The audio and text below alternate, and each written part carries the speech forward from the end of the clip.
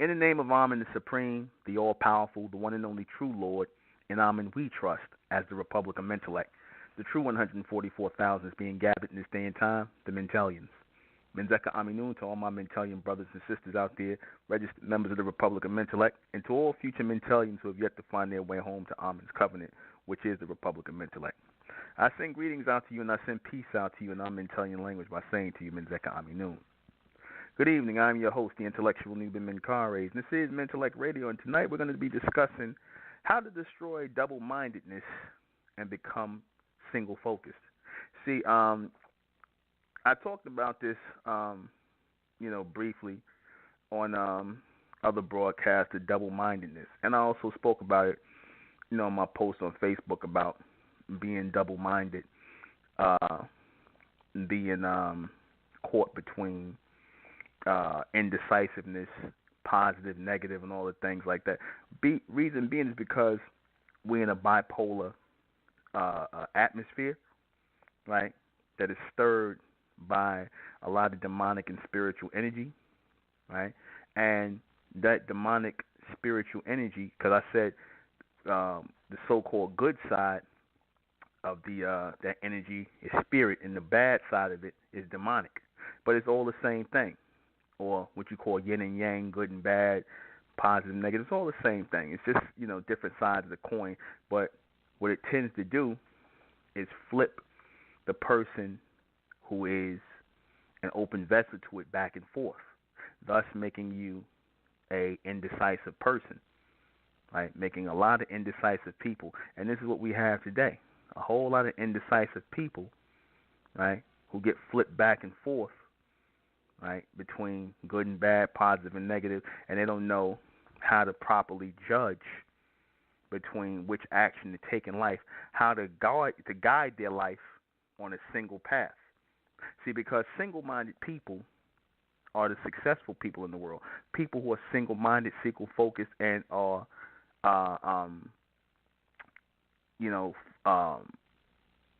just straight up, focused on accomplishing what they want to accomplish. Just single-minded and everything. Because a single focus denotes a strong focus. It denotes a strong form of perseverance. It denotes a strong form of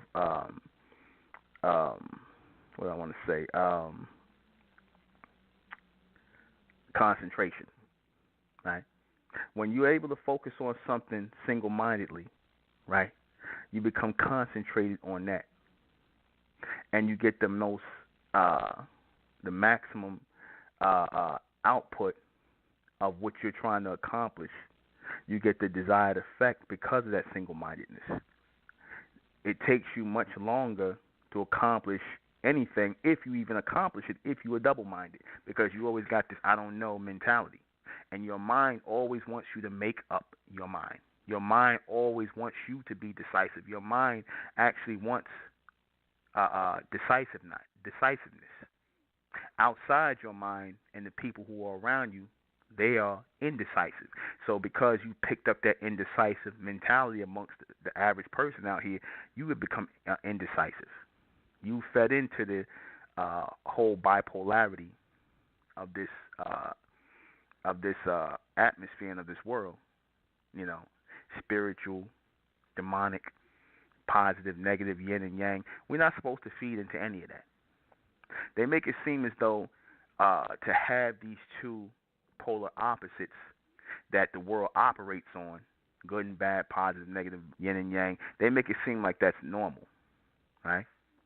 And for all essential purpose, for the most part, amongst the so-called regular people in the world, it is normal for them to be off balance, off key, indecisive.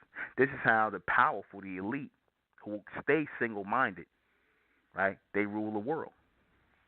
They rule the world because they work off of your indecisiveness, your inability to be serious, to be focused, to be single-minded.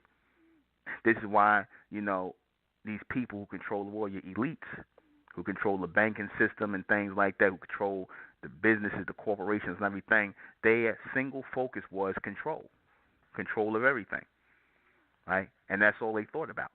They didn't think about anything else. There was no question in their mind, should I do this, should I not do this? It was, we doing this. Hell yeah, we doing this. That's what the old Zionist Jews and all them said when they was taking control of everything. They was like, hell yeah, collectively, we doing this. And there was no turning back. See, when you have that type of single-mindedness, I'm just using them as an example, you succeed in the world. When you look at our ancestors in the ancient world, Egypt, Sumeria, and all over the place where we set up empires and kingdoms at, the serpent societies, you saw those cities, those ancient governments, right, that were set up, that did not come from indecisive minds. That came from minds who were single-focused on greatness, on supremacy. And they accomplished that. They promoted that in their children and their descendants. They promoted that single-mindedness. Because if we had to depend on the so-called mind of black people today, there would be nothing to look back at. There would be nothing. There would be no structure, no foundation, nothing that we could look back at. Because indecisive people, double-minded people don't get things accomplished in the world. Single-minded people do. Single-minded people are in charge of the world, not double-minded people.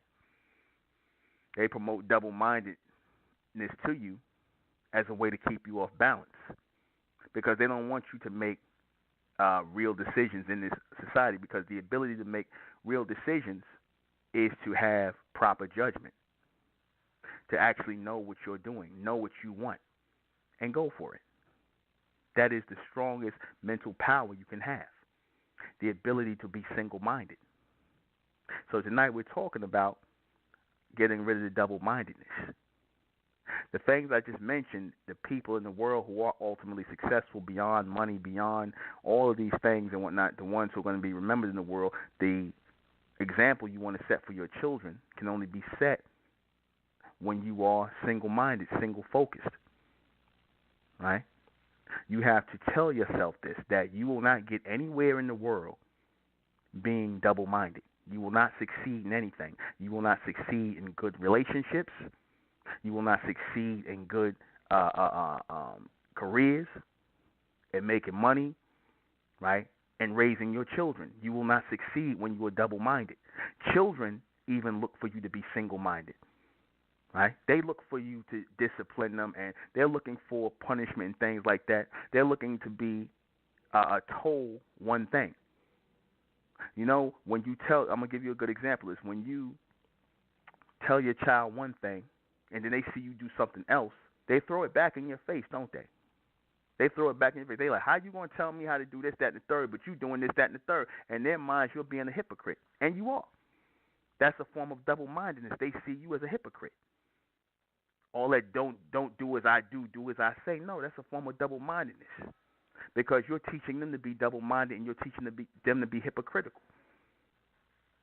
So you have to always be mindful that whatever chaotic circumstances you have in your life came from your double-mindedness, your indecisiveness, your inability to make good decisions and to have proper judgment. It has come from that. Nothing else. It has not come from outside influences, because outside influences can't influence you if you are single-minded. They can only influence you if you are double-minded, if you don't know. That's the only way they can influence you. That's the only way, ultimately, that they can control your movement, by giving you the idea that you have choices. You understand? By giving you the idea that you have choices in the world, that you have choices in life, right? When in all actuality, those choices are what keep you off balance.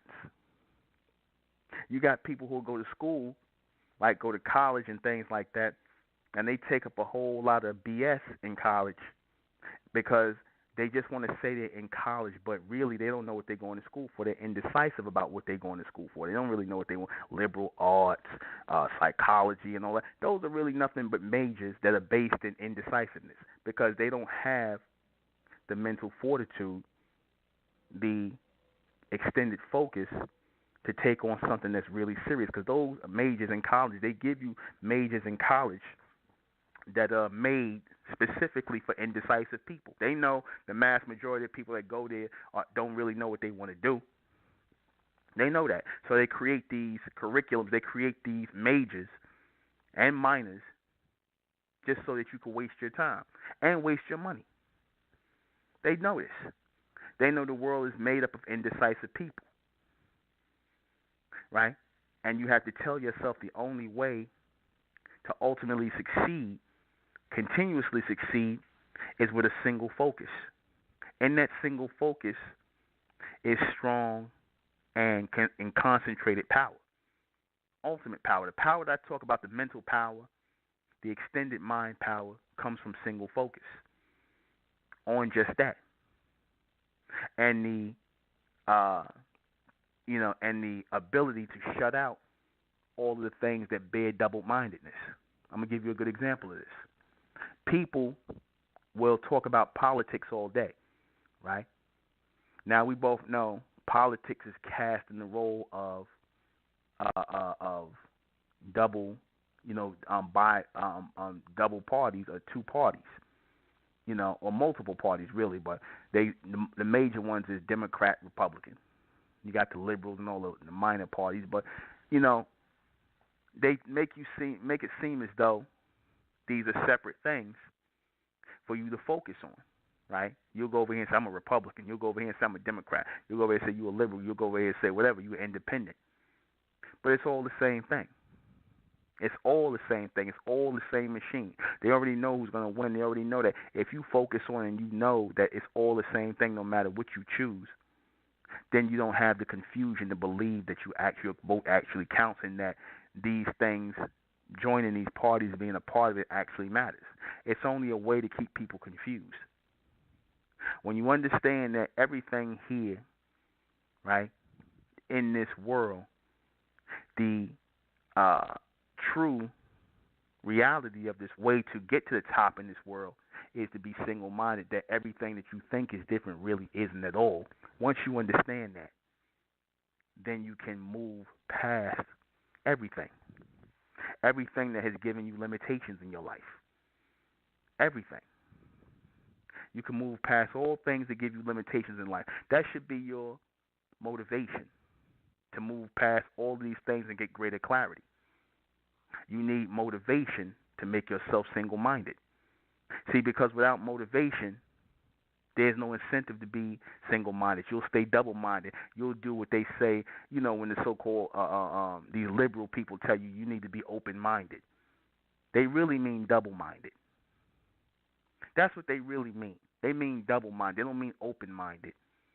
They mean double-minded, meaning open yourself up to the ridiculous concepts, right, of everybody else.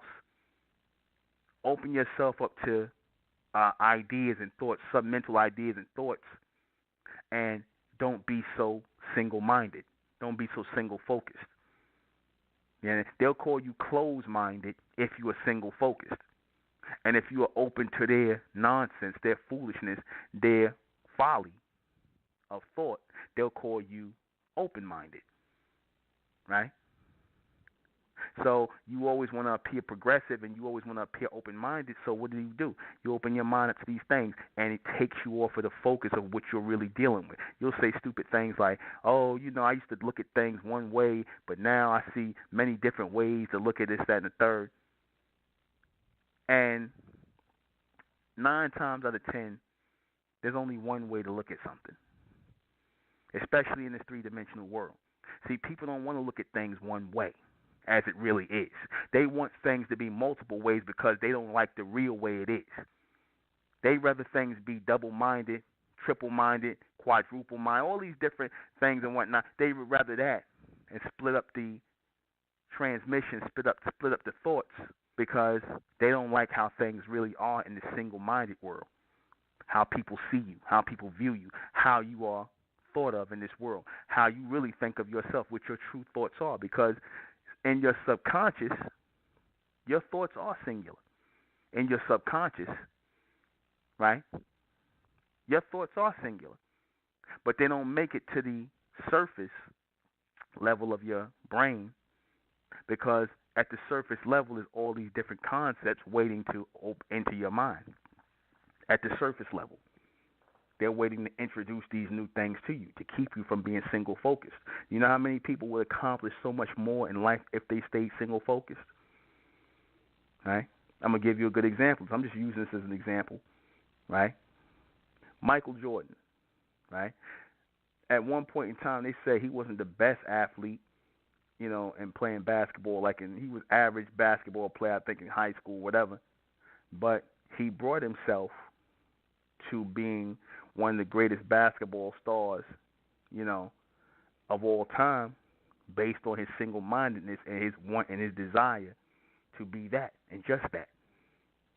When you have people who become top surgeons, top lawyers, whatever, I'm everything, that's because those people are single-minded on just that. They found something that they were passionate about, something that, they could see themselves growing in and advancing in, and they locked into that and became great at that. They didn't try to do multiple things. They didn't try to put their attention in multiple places. They've locked into that, and they achieved and did great things based on that, right? They achieved and did great things based on that because they wanted to master the thing that they were focused on. They wanted to master that. If you want to be a good writer, a great writer, supreme writer, you got to put all your focus and energy into that. Greatness should be the incentive for putting a stop to the double-mindedness, because you will never find greatness when you're double-minded. You will never find it. Greatness will elude you. It will escape you when you're double-minded. The ability to actually know yourself away from the double-minded concept in which people try to get you to look at yourself as escapes you. You never get to know who you truly are through the double mind. Because again, you really think that you have two sides to you. That was grafted into you. Those two sides, those two ways of looking at yourself were ways to promote that idea to you, which is a false idea. It's a false reality. It's false. They had to get you to accept that here, right? They had to get the lesser minds to accept that here. And because the lesser minds accepted that here as the reality, then ultimately what happened? They got caught up in confusion, chaos. They became disillusioned. They became stuck in between and caught up in indecisiveness. That's what ended up happening. You choose the wrong people in your life to be around because of indecisiveness, because of double-mindedness. The wrong people will always come into your life because of double-mindedness. You have all of these false wants and desires and expectations for the people you want in your life when you get down to the core of it, you only really want one thing. You only really want one thing. Loyalty and I'll say two. Well, no, I'm not going to say two. One, dependability. Dependability. Somebody you can depend on. I think you'll take that over everything, because in that, loyalty's in there. That's all part of dependability. You really want somebody you can depend on. Right? And there's nothing wrong with that. There's nothing wrong with that. All the other things you're looking for, right? That's forms of double-mindedness. Things that are fleeting and don't last, but ultimately all you want is dependability. You want to know that this person is going to got your back if anything goes wrong. that person will be able to be a good partner to you, raise children with you, right? Take care of things. If you get sick, right, will be there for you. Dependability over everything. That's the only thing you should be seeking out. That's the only real thing you should seek in a partner. Everything else don't mean nothing. It's all fleeting. It's all fleeting. It's temporary. Good looks, hard bodies. I mean, all that's temporary. All the things you look for, it's not real. Dependability.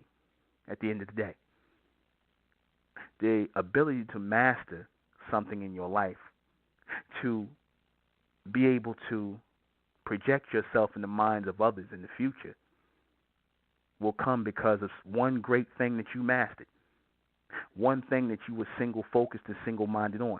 That is ultimately what will make you a great person. That will take you from being like everybody else, like people, to that great person. When I talk about going from people to person by way of power, that only takes place when you're single-minded. You cannot go from people, because all people in the world, the mass majority of people in the world are double-minded. They work off of that polarity, that bipolarity. That's why that's a real psychiatric condition, in the so-called psychiatric condition, in the psychiatric field of bipolarity, indecisiveness, split personalities, right? Because that is so ingrained in the minds of the people that is some way somehow normal when it's actually not. They promote a lot of things here in the society, abnormality, mental deficiency, dysfunctionality. They promote as normal here, right? They promote that as normal.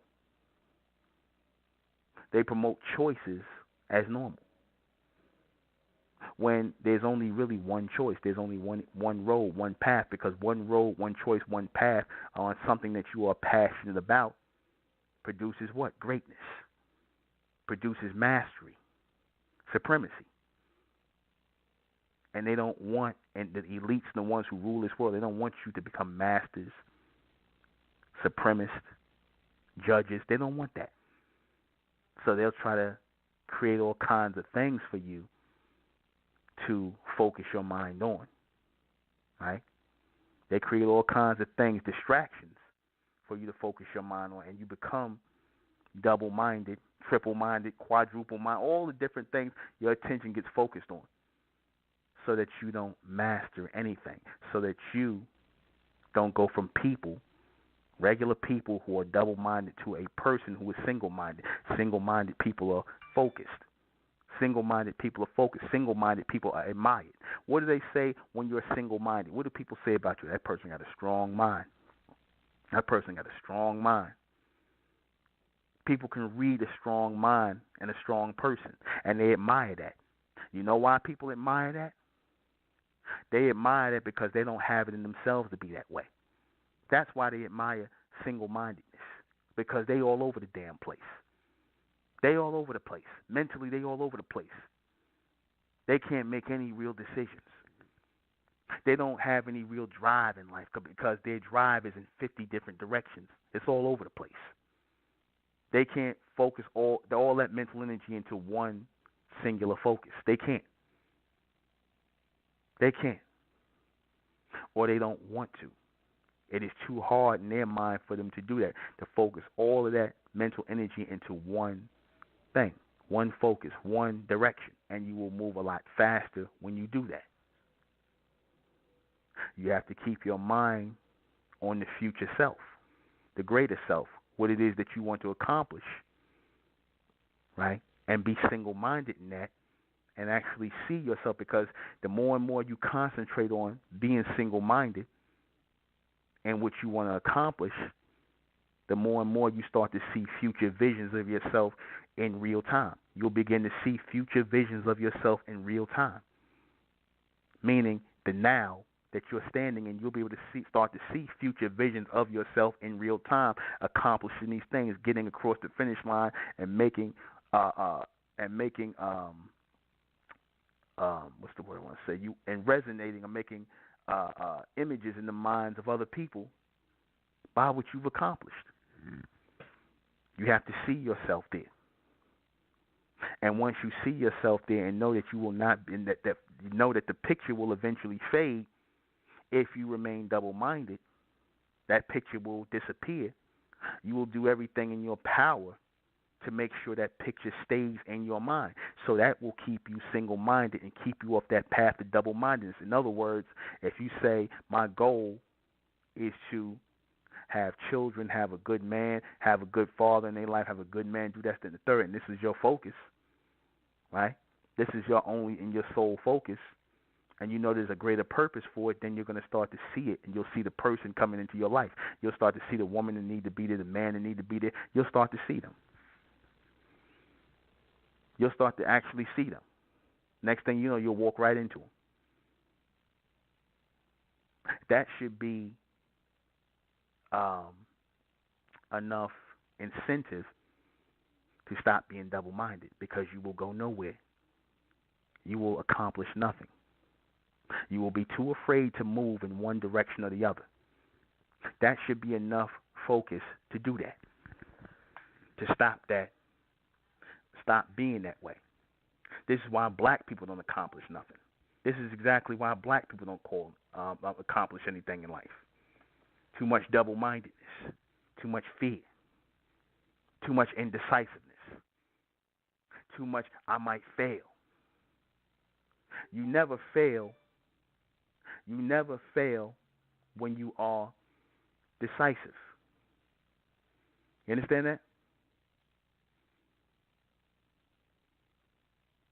You will never fail when you are decisive. You only fail when you are indecisive, when you are double-minded. That is the only time you fail. Anytime, anything else, when you are singly focused on that, and even if you don't know exactly what you're doing on your path, on your journey to accomplishing it, the answers will come to you. The answers will come. You in the future will send them to you in the now. I'm going to say it again in case you didn't understand what I said. You in the future who casted yourself into the future, casted yourself into the upper or higher dimensions and the extended time frames, you in the future will send the answers to you in the present to get you there, to put you physically there, to protect you there in physical form. You will deliver the answers to you. The future you will deliver the answers to the present you, the now you. Because by your single-mindedness, by your single focus, you cast yourself there already.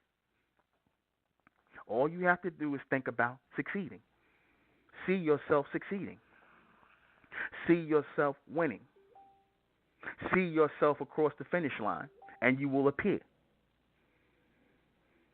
You understand? You will appear.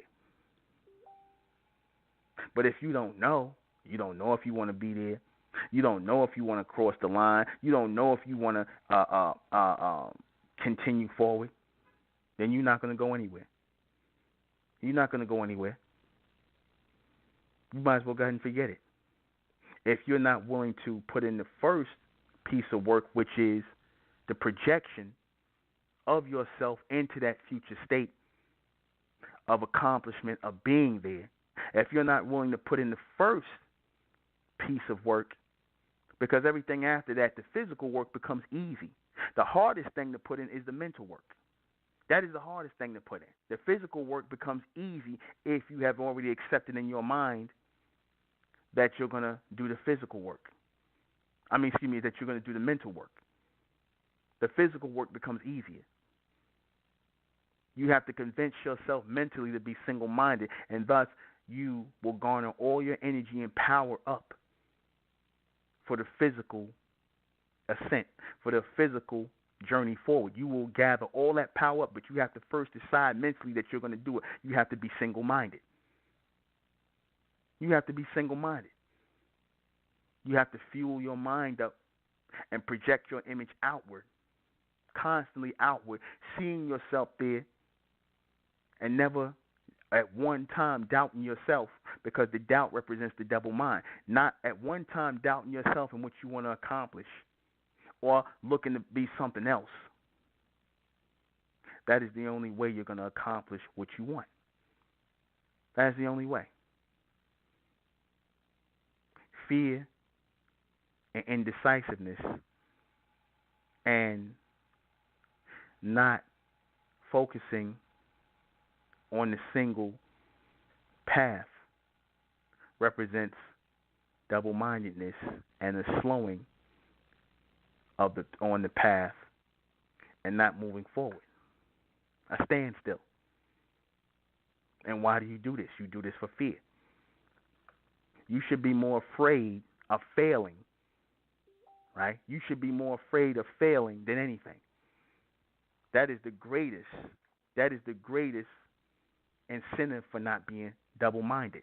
Double-minded will lead you to failure. Double-mindedness will lead you to failure. Know that. You will accomplish nothing being double-minded. You will fail being double-minded.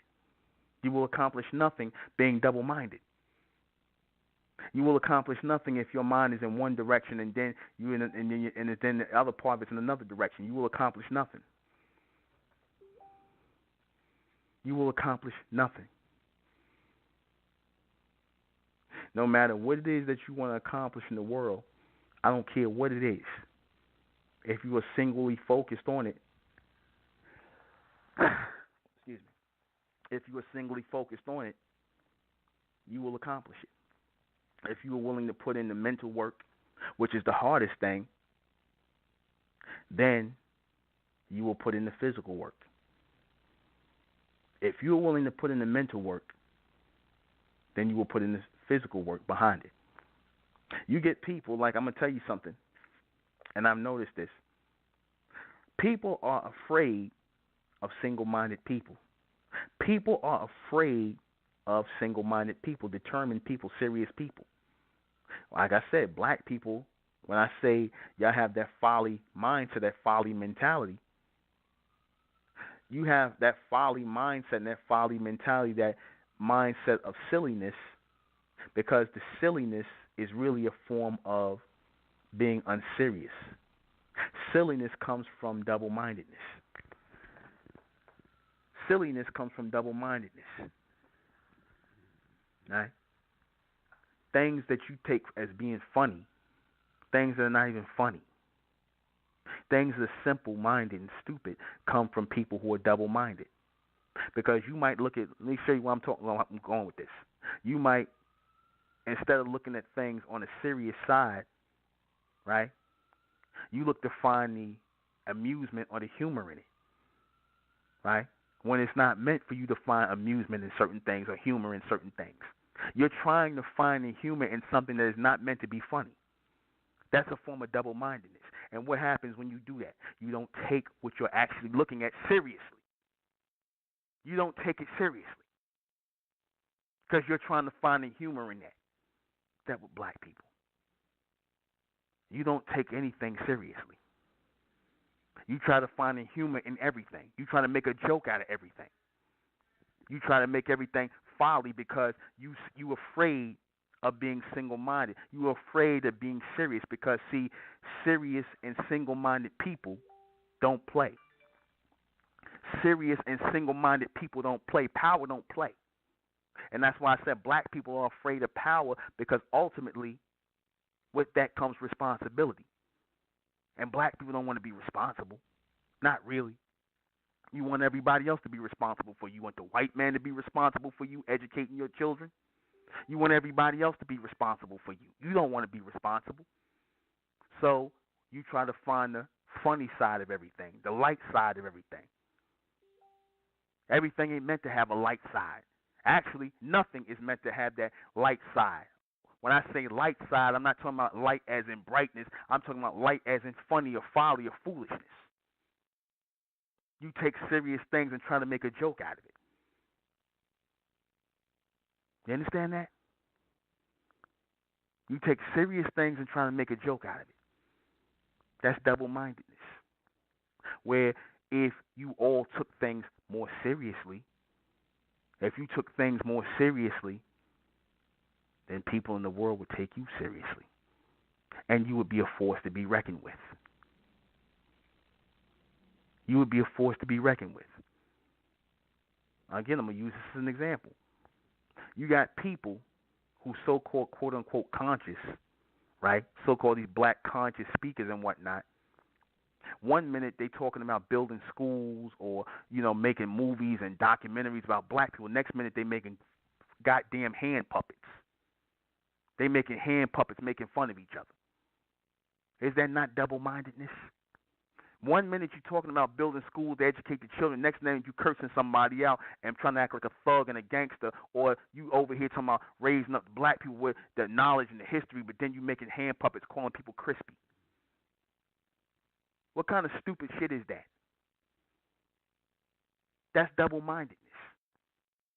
You can't take people like that seriously, and that's meant to produce something in your mind not to take anything seriously, because you look to these people to be serious, and then they turn around and they're a bunch of goddamn fools on the other hand of it. You don't see what that's doing? It confuses you. It confuses you. And then eventually you don't take things seriously in your life, because the people that you thought were serious, you see that they're a bunch of jokes. Folly, foolishness. You understand that? And back in the day, when a man came and a man was serious about something, he wasn't playing. That man looked you in the face. He wasn't smiling. He wasn't joking. You knew that man wasn't playing. You knew somebody was serious versus somebody who was a clown. You already knew that. Now you got somebody who might be half serious, then they half of a damn clown. You understand? Your woman telling you the truth one minute, then she lying to you the next minute. You can't take these people seriously. So what does that do to your psyche? What does it do to you? It creates that double-mindedness in you. It creates double-mindedness in you. You see what I'm saying? It creates double-mindedness in you. It makes you think that the world is not to be taken seriously. It makes you think that it's a light side or a funny side to everything. No, it is not a funny side to anything. Either things are funny or they are not funny. Either they're serious or they're not serious. There's no two sides to nothing. It's not supposed to be. It's not supposed to be. But they want you to believe that. Like I said, they'll tell you there's the Democratic Party over here and there's the Republican Party over here. It's the same thing. It's the same thing. It's all the same people. These same people who debating and arguing with each other going to go out and have lunch and drinks together later. You understand? They do that as a show for you. And you fall for that foolishness. You understand that? It's all a game. It's all a game. When people say something, you're supposed to already start to discern, are they serious or are they not? They'll show you. When you say something, you have to make your word mean something. You have to make your words mean something. What happens when you tell somebody something and they don't take you seriously? You talking to them and you laughing and you smiling and all this other stuff and you trying to be serious, or you go back on your word once you say something, even when you do that with your children. You tell your children something and then they can, dad, and then you go back on your word. You know what that says? You know what you're doing to them? You're creating double-mindedness in them because they don't know whether you're serious or not. What's the biggest thing when somebody says, "Are you serious? Are you serious?" If you even gotta ask that question, that tells you something. You're supposed to already know when people are serious or when they're not serious. The fact that you have doubt whether people are serious or not, that tells you something. They're trying to create confusion in you, and you've already got confusion going on in your own mind. You should never have to figure out if somebody's serious or not. You should know that already, based on what you know about yourself, because you're supposed to know what serious is based on how you conduct yourself. You're supposed to know what serious is. But if you don't know what serious is, it's because you're double-minded. You're double-minded. You got a bit of seriousness in you and a bit of silliness in you. Seriousness and silliness. You got a bit of both in you, and you cannot move that way in the world. You cannot move that way. You will stand still in life. You might say, I'm gonna go to school to take up nursing, or I'm gonna go to school to be a doctor. But then you go up in there, you get up in there, and you playing around, you BSing around and whatnot. Next thing you know, you getting bad grades, you making jokes out of it, and you ain't taking it seriously and whatnot. You wasting money. You're wasting time. You're not going to take it serious. You're making a joke out of everything and whatnot. Oh, I could always just go and do something else. It's too hard and whatnot. You start laughing about it and making a joke out of it because you wasn't committed to it. You weren't single-minded. That's why you failed. Not because the work was too hard. Not because you couldn't do it. It's because you was double-minded. You started thinking that you had a plan B. There is no plan B. If you are single-minded and you decide that you're going to do something, then there's only plan A. That's it. You're either going to do it or you're not going to do it. And that should be decided before you even start on that course, on that journey. But see, black people, you'll do something. You'll start something, even the ones, some people that have joined the Republic of Mentellect. I'm using this as an example. You'll join it and whatnot. Know what's required of you. Know you got to pay dues in here. Know what you got to do. Then you get 2 or 3 months in, you might come with damn sob stories. You done read the site before you even come in here, and you already know what's required. Next thing you know, you come in with sob stories. Why even ask to come in or even bother to do that if you can't do what you're supposed to do? That's being double-minded. There is no plan B. That's double-mindedness. That's double-mindedness. There's only a plan A. Because A represents the first. There's no second. Ain't no coming in second. Either you're going to be first or you're not going to do it at all. There's no second place. There's no excuses. Either you're going to do it or you're not going to do it. And you don't promote that in your children. You tell your children that they fail, oh, baby, that's all right. No, it's not all right. It's not all right. You tell them there's no failure. There is no failure. There's no such thing as failure. Because if they fail, you failed. As parents, you failed. You accept failure. You want success, or you want them to succeed, but you say, oh, baby, if you fail, that's all right. No, it's not all right. It's not all right. You understand that? Because by you telling them it's all right, you basically you teaching them to be double-minded, and you tell them it's okay to fail. You always got a plan B. No, they don't got no goddamn plan B. You understand that?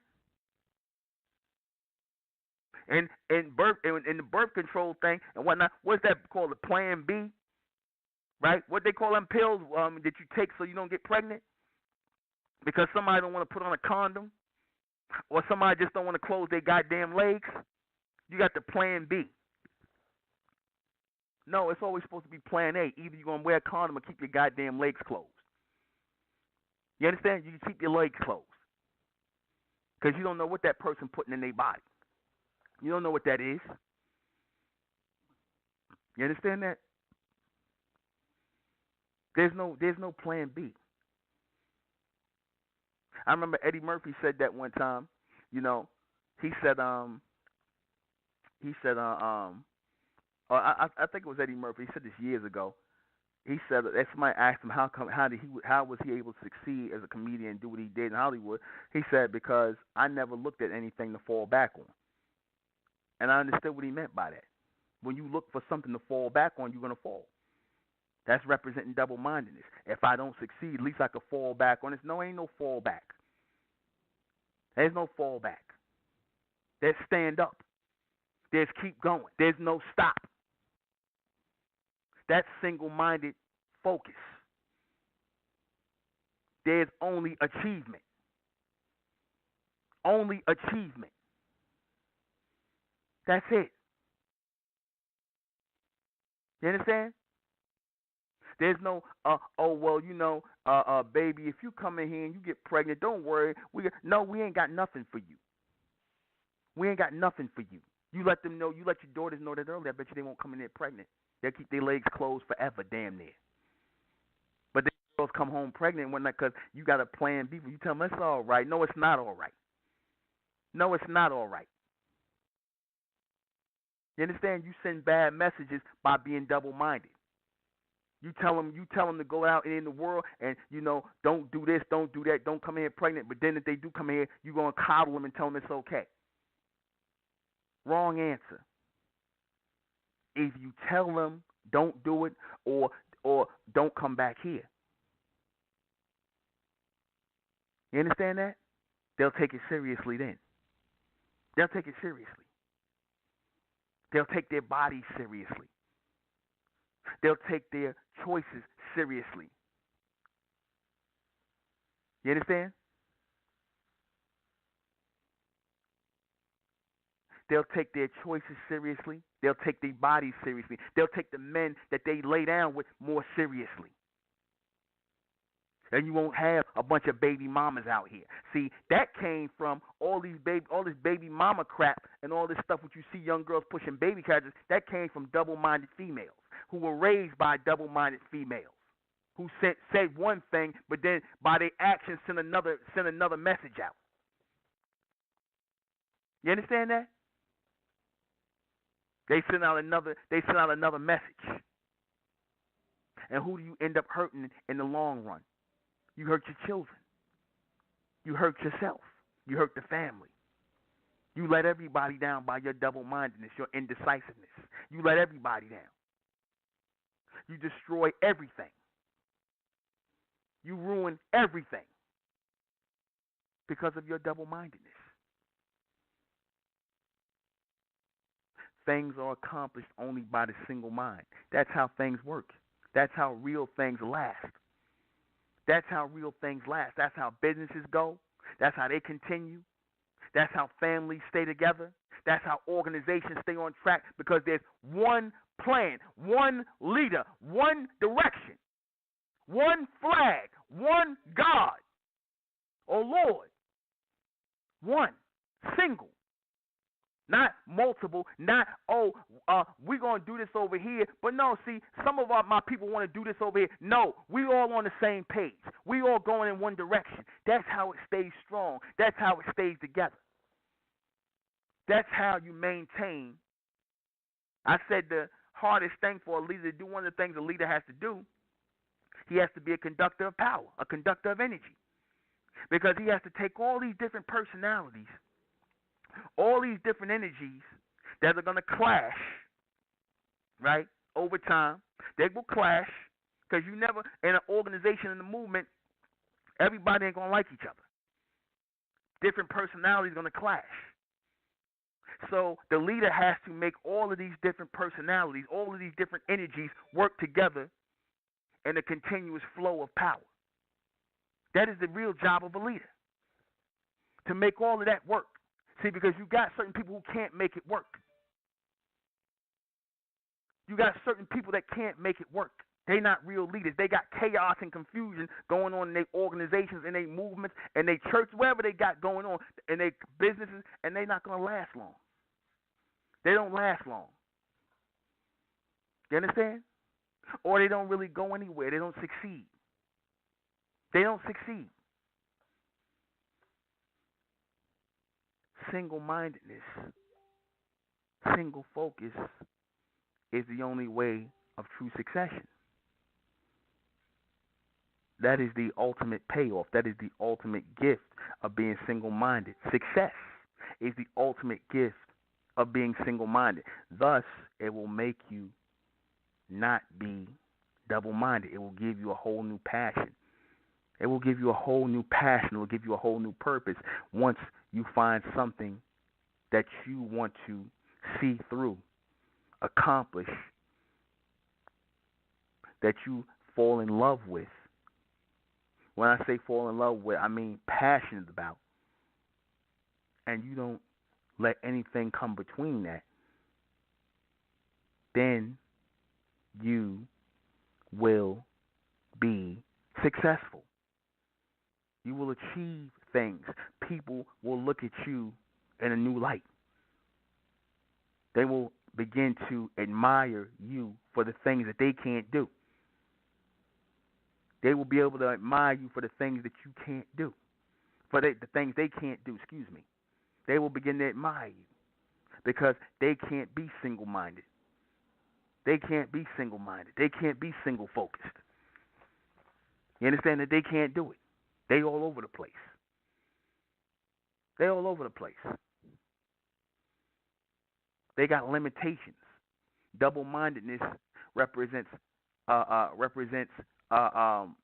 limitation. Because as long as you're double-minded, there's always going to be a limit to your level of thinking. Always. As long as you're double-minded, there's always going to be a level to your a limitation to your thinking, to your thought process. Always. This is why black people ain't accomplishing nothing.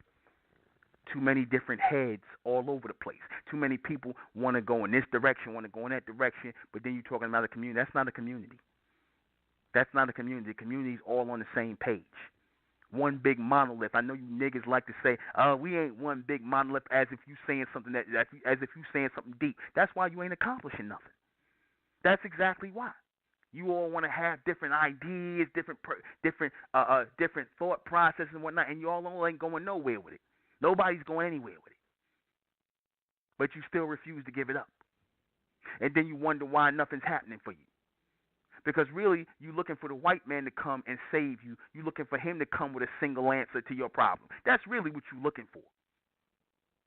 You're looking for him to be the judge, the jury, and the final answer, to give you some money, give you a program, to give you a single answer to help you with your problem. That's really what you're waiting on. That's why y'all won't sacrifice your double-mindedness, because you're really waiting on the white man. Until a white man comes and gives you a single answer, you're going to be double-minded. Well, you're going to be waiting for that. Or the answer he gives you, you're not going to like. I guarantee that. We'll be. You know, I used to watch documentaries of famous people, and I still do to this time. I watched documentaries on John D. Rockefeller, the man who started Standard Oil. I watched documentary on the Rothschilds, who control the banking system. I watched documentaries on the Astors, the DuPonts, right, who became big in munitions and guns and things like that. You know, I watched successful and rich families, right?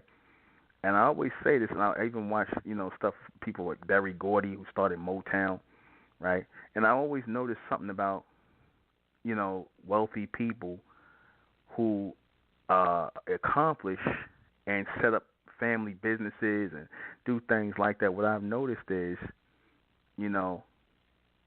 black people and people in general who, have a disdain for those kind of people. In other words, they like their money, but, and the stuff they have, or would work for them in a heartbeat or whatever. But black people, especially, and people in general, the mass majority of people who don't have anything, they're jealous of these people. And, I used to think it had to do with money, but it's not really about money, right? Even Elijah Muhammad, the Honorable Elijah Muhammad in the Nation of Islam, they're jealous of these people who are successful. Really, they say it's about the money, but it's really because these people were able to do something that the average person does not do, and that is be single-minded. They were single-minded in their desire to become great in the field that they went into, the businesses they went into. They were single-minded in making a mark in the world. They were single-minded. Henry Ford with the Ford Motor Company, right? The Honorable Elijah Muhammad with the Nation of Islam. Berry Gordy with Motown, John D. Rockefeller with Standard Oil, right? The Rothschilds with, the Rothschild Bank and all that, and whatever. Like I said, you call them all kind of names you want to and say they this, that, and the third, whatever. But when you understand the mindset they had to go into accomplishing that because those people worked hard. Those people worked hard. You could call them all kind of, say deceive people, whatever. They didn't deceive people. They were just single-minded in a world full of stupid, double-minded people who did not take their lives seriously. So you're going to get mad at these people because they accomplished something in life, because they were focused. They wanted to be something. They wanted to make an impression in the world. You're going to get mad at them because they did that, because that's something you can't do because you're jealous. So you got to make sure you call them devils and all this, that, and the third. You know, no, I admire greatness. I admire the single focus. I give credit where credit is due. I don't care if you're black, white, or whatever. If you are able to accomplish something and you know, and make a mark in the minds of people and touch people for years to come based off of what you've done, right? Based off of what you've done, what you've given your life to, making a single focus and a direction and accomplishments of what you're doing. If you're able to do that, I got to give you nothing but props. Anybody that has no respect for that, anybody that, you know, envies that, you know, it's you know, that's because you're double-minded. You don't admire the mindset, the single-minded focus that went into that. When you're around a bunch of people who are double-minded, who are constantly trying to discourage you, who are constantly trying to tell you, oh, you know, maybe you don't went too far. And like I said, black people, y'all good for that. You're good for that. You understand? You're good for that. You're good for being double-minded, discouraging, you know. I always hear, even Barry Gordy, he said his own family talked about like that. You know, when he was setting up Motown Records, how he failed in, he found something that he became passionate about, became single-minded, single-focused on, and he was successful. He made it happen. The guy who started Walmart, Sam Walton. You know, he talked about his journey to becoming who he was. These people worked hard. He was out there selling damn watermelons, soaking wet shirts and stuff. So, in anything, if you're single-minded and you want to accomplish something, you're going to make an impression in the world. I'm even going to say this. Even the so-called slaves that was on the plantation, you know why they didn't get free? You know why black people went through what they went through? Because we had too many double-minded people in the race. We had too many double-minded people, double agents, people that were claiming they were for us but were really working for the beast. That's double-mindedness. And we got that to this day. We got that to this day. People who are not sincere, people who want to work on both sides. They want to play like they were so-called black people, but then they want to be on the side of the so-called white man as well. That's double-mindedness. Nobody respects that, not even the white man. Not even the white man. He don't respect that. You so-called black women, I'm going to say this too. You black women who go with the white man, you talk all this black crap, and I'm black and I got my afro, my natural, and I'm a black sister, but I'm with the white man. The white man don't respect you for that. He look at you like you a damn hypocrite. You black sisters with your afro, talking about you and your dreads, and you talking about you down for your people, and you a black woman, you down, but you with the white man, and you laying with he laying between your legs, and you pushing out his seat. Yo, that white man looking at you like you a goddamn fool. He looks at you like you a fucking fool. Excuse my language. That's how he looks at you. Because nobody respects a double-minded person. Nobody respects you say one thing out of your mouth and then you do something else. Nobody respects that. Nobody takes you seriously. Nobody takes you seriously. You either all in or you all out. You either all in or you all out. There's no in between. And I say this, and I mean it. I say I stand with Armin. I don't stand with the beast. I wouldn't care if he came here and killed me tomorrow. I still stand with Armin. I took an oath.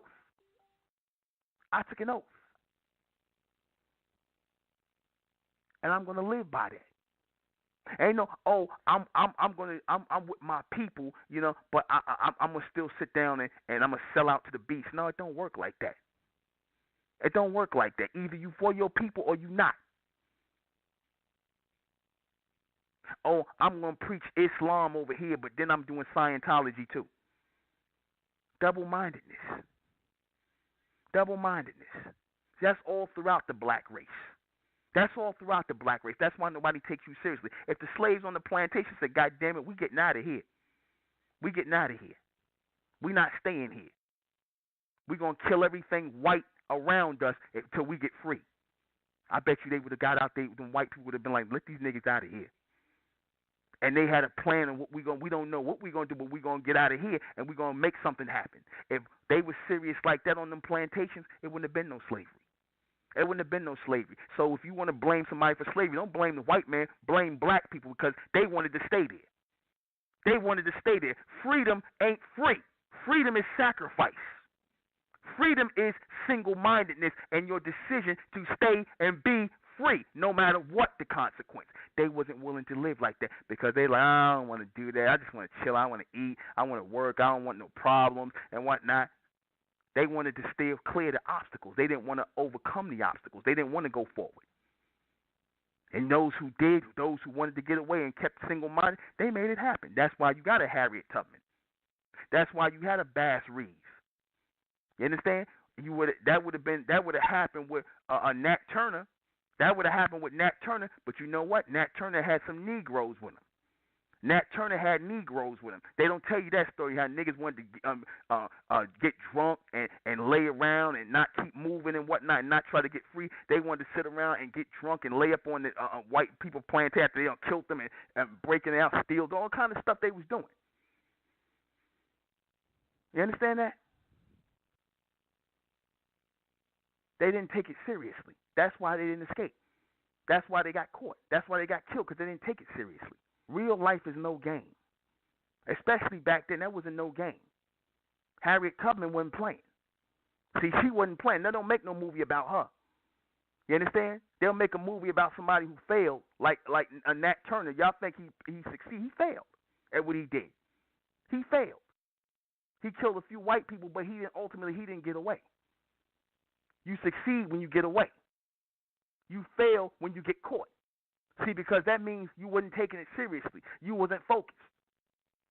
You count the course before you go and move forward. You count the course. See, they don't make movies about Harriet Tubman. Notice that, right?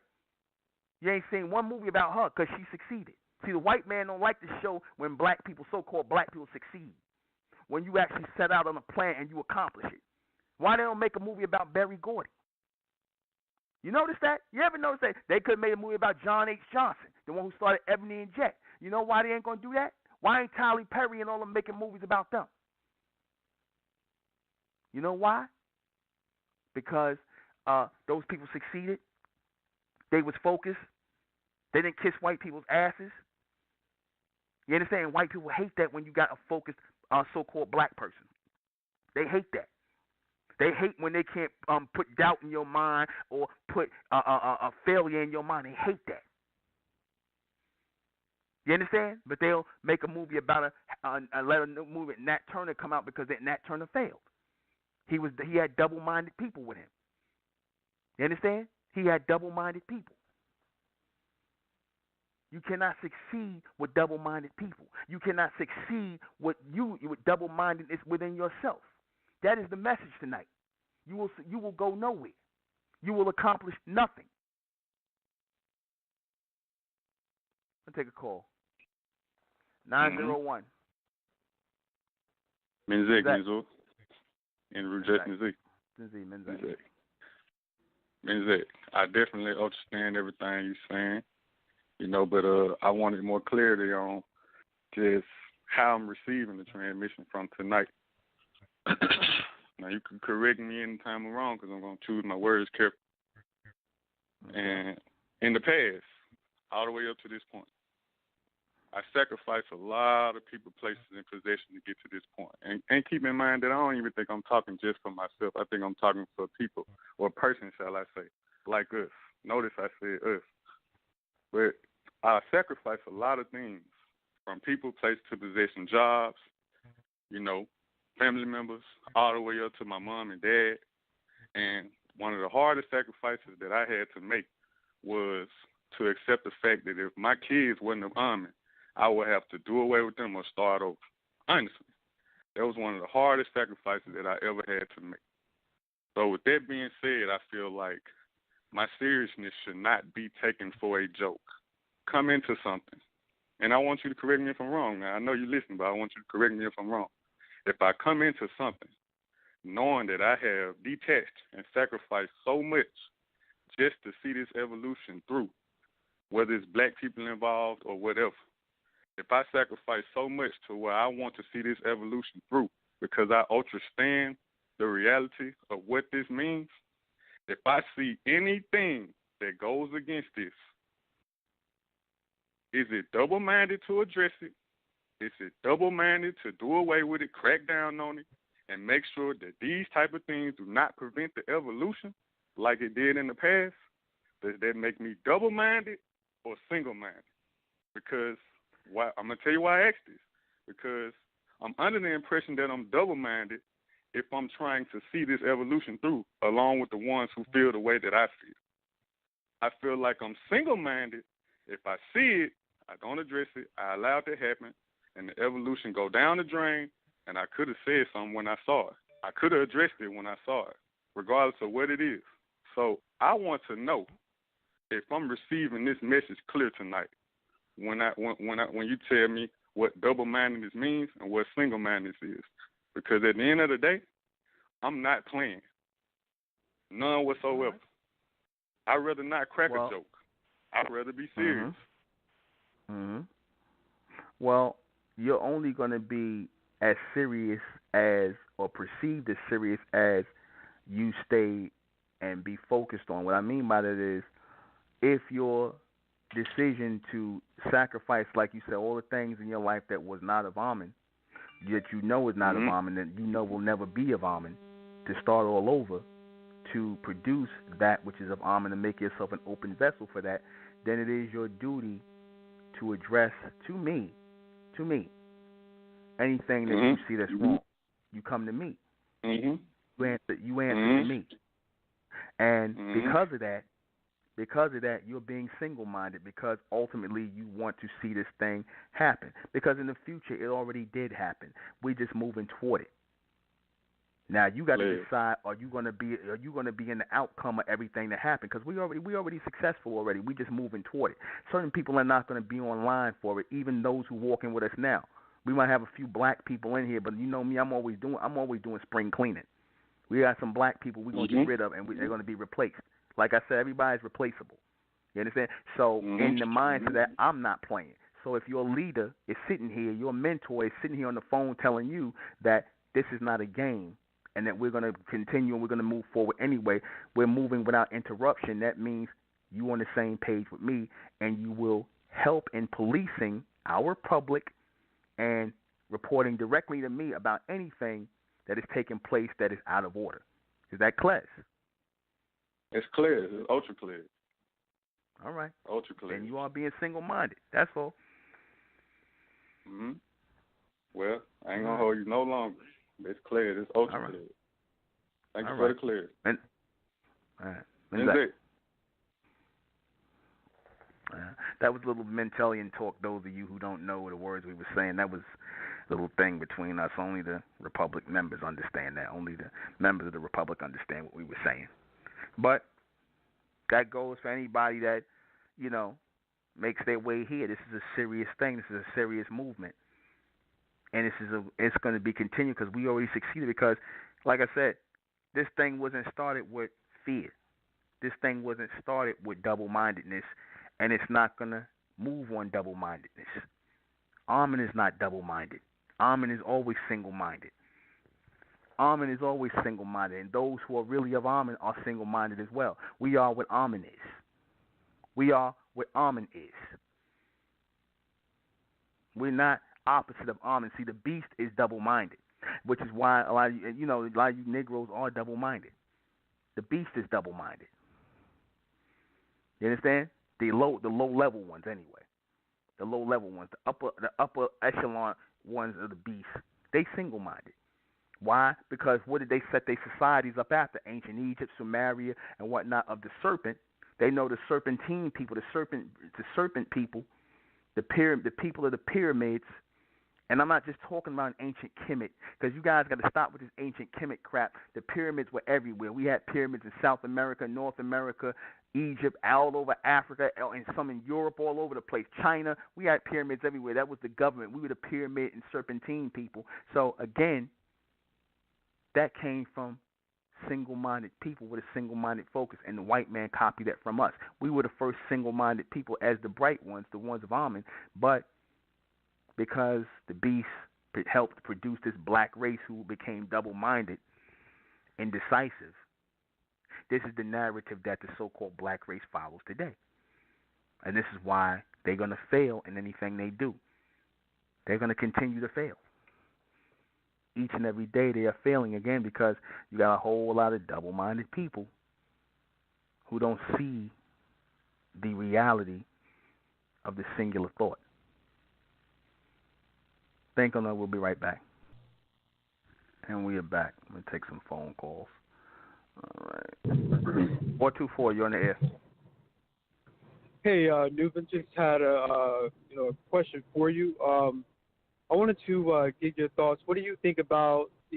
Are you familiar with Atlantis? You know, the Bermuda Triangle and the lost city of Atlantis. Do you believe that place actually existed? And what do you know about it? There's a lot of open portals on this planet. That may be one of them. That's see, you gotta understand that a lot of times they give certain people who speak about things like that. They know there's different open portals on the planet that go into other dimensions or into future states, and they will name certain places, but they know that those might not actually be the points because they don't want anybody going there and going through them. They'll tell you about them, but they won't tell you exactly where it's at. So, is it the Bermuda Triangle? I seriously doubt it. If it's that area, it's probably somewhere around there. But these places are open. They're open portals on the earth. Yeah, they say there's giant crystal pyramids down there that are a lot bigger than the ones over in Egypt. And I believe those people that lived in at that time in that area were involved in some pretty high science. They were opening up wormholes and interdimensional portals, and everything they was doing ultimately destroyed them. But do you believe those people were so-called black people at that time? Yes, they were. Okay. Yes, they were. Yep. Because we're looking at, when you look at so-called black people today, this is why people have a hard time thinking that those people back then in the ancient world were so-called black people, a.k.a. bronze people, because you're looking at the condition of black people today in America and around the world. They messed up. Like, that's like saying, like, if you look at how white people originally were as cave dwellers and things like that, people in caves and prehistoric and, things like that, you wouldn't believe that these are the same people who run in the world today, now would you? You know what? There was a guy back in the 1700s. He had said a famous quote. I think his name was it was something Valdehony, but he was a Englishman who invaded Egypt back in the 1600s. This was right before they before the Europeans invaded Egypt, and at that time Egypt was still pretty much intact. The Egyptian Sphinx, it wasn't destroyed at that time. It still had its original face. And when they went over there to colonize the blacks, they saw the Egyptian Sphinx. At that time, they had no idea that black people were the ancient Egyptians. And he had said a famous quote when he saw the Egyptian Sphinx. He said something. He said, just to think that these black men are slaves and the object of our scorn was the very people that we owe science, math, literature, arts, and mathematics to. He said, just to think that. And it's a famous quote. You can look that up. So it's very real. And it's a very real quote. Yeah. It's just different people in different time frames and different circumstances that have bought into a certain mind frame, because that can always be resparked in a future generation of people, but certain barriers have to be removed in order for that to be opened up again toward that power of intelligence and that connection to that higher source. Certain things have to be removed, and they're being removed right now. Exactly. All right. And another question I have for you is, why do you think that people? I don't know if you ever get this yourself, but why do you think so-called white people and other races of people, why do they get intimidated whenever they see a black man who's serious? Because everyone's used to seeing black men who play around a lot. They're not serious. When they see a black man, he's got a suit and tie on, he's clean shaven, he's got his hair trimmed, he's not smiling. He doesn't have a smile on his face all the time. He looks like a serious person. Why do you think people get intimidated when they see that? Because they know deep down inside that is the real so-called black man. That's the real bronze man. That's the real one. See, they created an image of a so-called black man here in the society with the advent of the film cameras in the 20th century, where they would have this is where the so-called black man was created in the black woman. Because like I said, there's no such thing as black people. There was the bronze race, right? And for the longest time, so-called black people fought that whole stereotype that white people were trying to create them of somebody in black face, black makeup on their face, acting like clowns and acting like fools, and they even got so-called, because at one time it was white people who would put that black junk on their face, and they first things they filmed was trying to make fools out of black people and make them everything a joke and make them folly and things like make folly of them. So that was the creation in the 20th century with the advent and the creation of the film camera, where they tried to create a simple-minded, ignorant, folly, foolishness type of black person. And this is what they have tried to cultivate here, and anything that is not that, they're intimidated by, because that's the real bronze man. That's the real one. They're intimidated by the real one. Yeah. The first one. Yeah. Wow. So that's why in this society, when they see, a so-called black man, aka bronze man like that, or a bronze woman who's serious, one or two things happen. Either they get in line, or they want to get rid of that person in some way, shape, or form. They want to attack that person. They want to do something to that person because that person is considered a threat to this counterfeit society that is up. Because these are counterfeit societies, because they are nothing but copycats of the first ones that came here. Wow. Because the white man, all he does is he uses symbols that don't even belong to him. The serpent symbol, the pyramid, all these things don't belong to him. He's using symbols that belong to the bronze man and the bronze woman. Yeah, they have everyone afraid of our ancient symbols. Like the eye and the pyramid. Even the swastika was a symbol that we had, back in ancient times. They have everyone afraid of our symbols. Yeah. They do. The Illuminati, the Illuminists, they use the symbols and whatnot because they know those were symbols of power that represented the bronze race. They ain't gonna never tell you that because, again, they don't want the bronze race to come up again. They don't want that because once the bronze race comes into alignment with that, then that's the end of what they got, this counterfeit kingdom they got going. Exactly. This is a counterfeit. Yeah. These are all counterfeit empires. They're not real. Yeah. So they were smart by making everyone afraid of those symbols and putting things like the devil and Satan all over it. So if you do see the eye of the pyramid, the first thing black people say is Illuminati, and they call you evil and all that. And they are just as ignorant because they don't even understand that those are ancient symbols we used back in the times we were in rulership. Exactly. And they're going to be used again.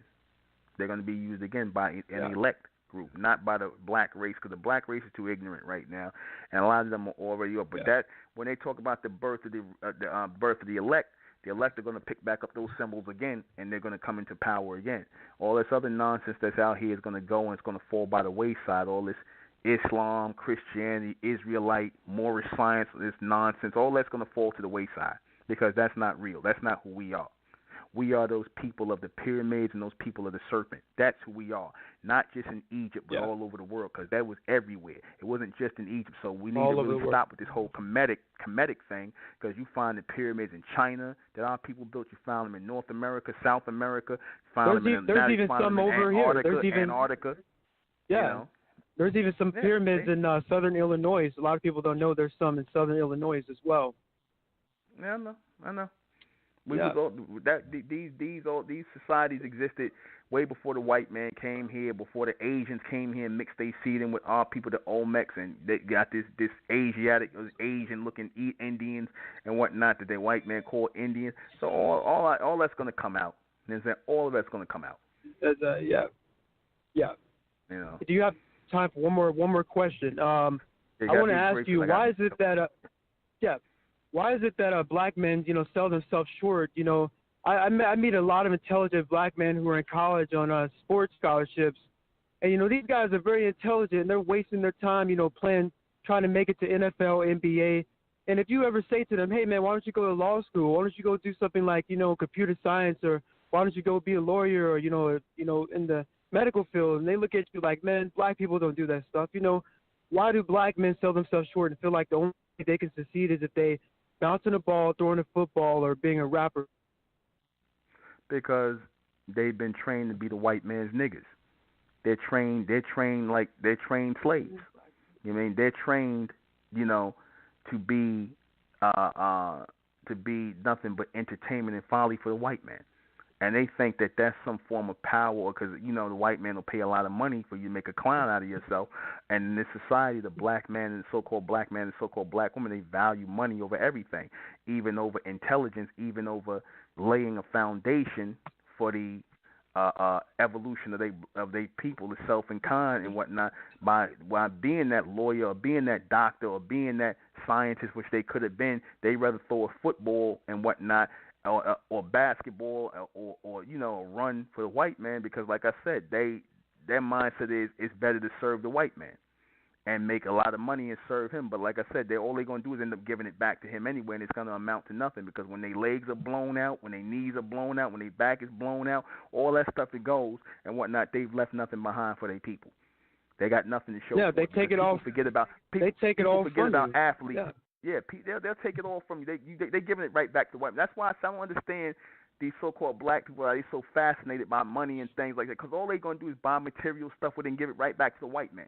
That's all. That's why the white man don't care about giving somebody, giving a Michael Jordan $1 billion, or Nas $1 billion, or Jay-Z or Oprah Winfrey. He don't care about that, because he know they're gonna give it right back to him anyway.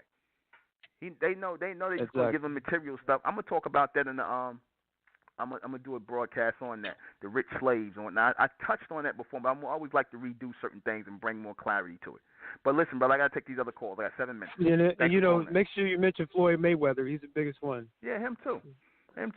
They just giving their money back to the white man. Right, they just a bunch of slaves. All right, thank you. All right, take another call. 615.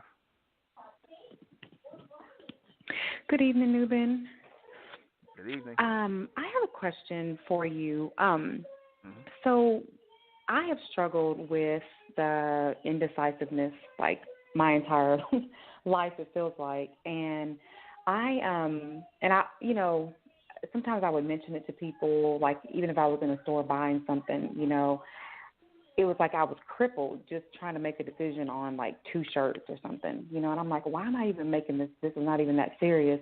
And so, someone, another girl that's checking me out, may make a comment and say, I think all girls are like that. And I'm like, no, this is, this doesn't seem normal, And so, and so I'm just wondering, like, how do you actually overcome that? Because I'm at a, right now actually trying to make a decision. It's really funny that this broadcast, that you did this broadcast tonight, because I've, really been thinking about this a lot, and I'm trying to make a move to quit my job, and so I'm thinking about selling my home and moving in with my parents. But there's some fear with that, because there's pros and cons. They're actually not, on the same level that I'm on as far as, feeling that I'm chosen and I'm, resonating with everything that you're teaching. And so not sure if that's the right move to make, but I just, was just wondering, like, what. Well, let me ask you before you go on. Are you trying to start a business? Is why are you doing that? Well, yes, I am. Like, I want to work for myself. So what happened was I went to college for IT, but that was not my passion. So for the last, 14 years, 15 years now, I've been working in IT, but it's not my passion, and I dread going to work, and I've had many jobs because I get burned out after 2 or 3 years, and I'll go to another job thinking that maybe I just haven't found my niche, but I finally realized it's not my passion, so I don't necessarily know what I want to do right now. I have an idea, but I just feel like that once I quit, my job and I'm able to focus my mind on actually deciding what it is that I want to do, and I have some equity in my home that I could, live off of for a while. And of course, if I move in with my parents, then I won't have to worry about paying them. Stop. I'm gonna tell you right now. Sell your house, get in a small apartment, a studio apartment. Don't move in with your parents. Get a studio apartment, sell your house, and live off that money. Find out what you want to do first before you quit your job. Simple as that. And join the Republican MENTELLECT if you're really with me. That's all. Okay. That's it. All right. Goodbye. All right. I'm short on time. 678. Peace, Brother Nubin. Brother, all right, check brief. it out. Yes, sir, I will, and I'm going to make it short and simple. Yes, sir. As far as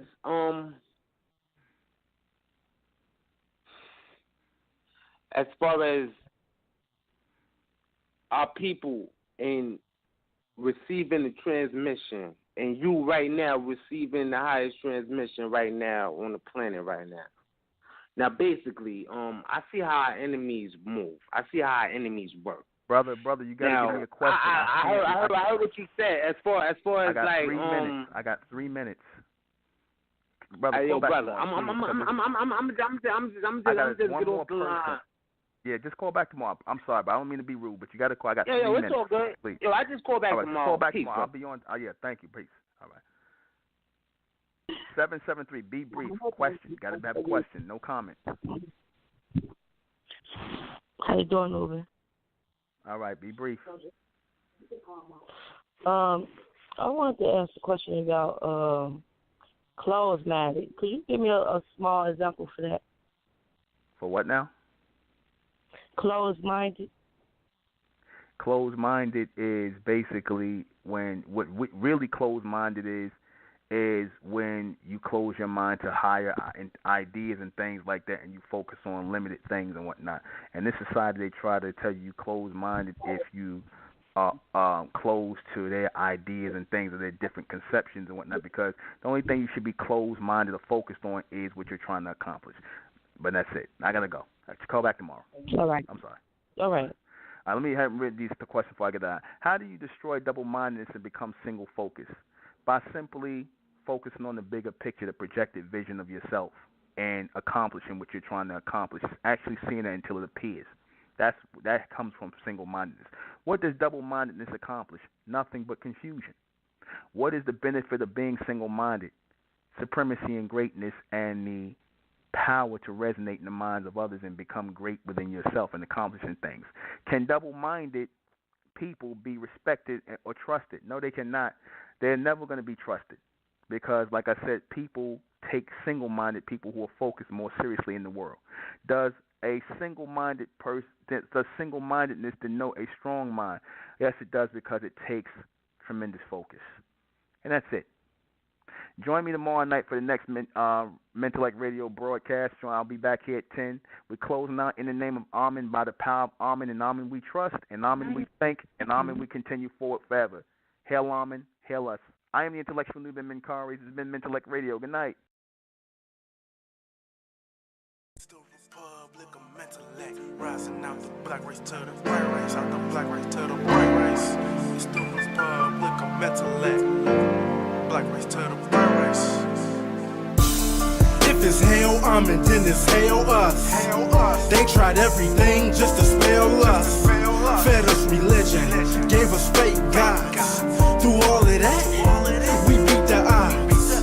Now we coming together under one flag. Colors red, gold, and blue. Superman, Superwoman, that's me and you. The infinite capabilities that we can